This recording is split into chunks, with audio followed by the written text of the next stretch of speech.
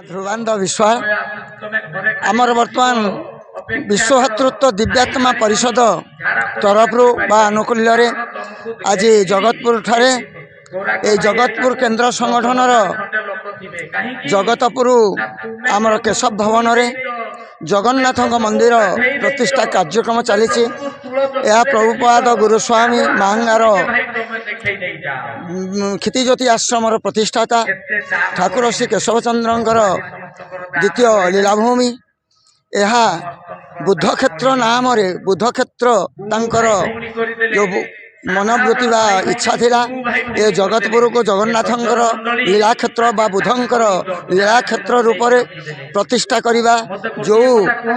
दुराभिसंधि की नहीं से आज मंदिर एठी गढ़े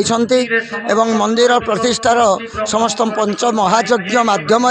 समस्त कार्यानुष्ठान आज समापन करिसंती। विश्वभातृत्व दिव्यात्मा परिषद क्षितिज्योति आश्रमर आचार्य बिरंची नारायण दास ब्राकेट रे मिश्र मु प्रथम मिश्र थी ठाकुर गुरु आमर दास कर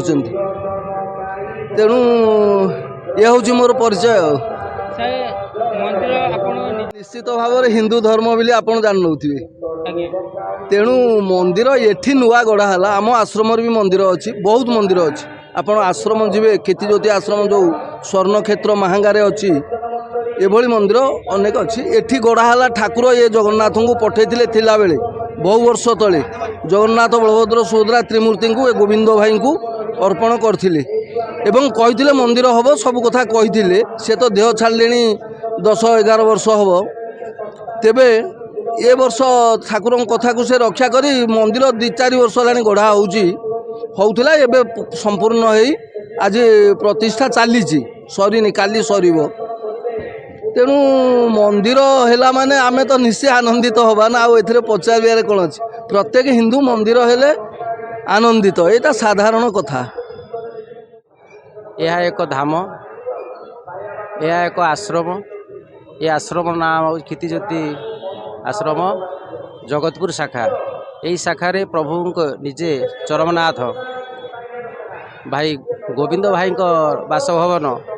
केशव भवन नाम नामित यही परिसर भितर श्री जगन्नाथंकर यही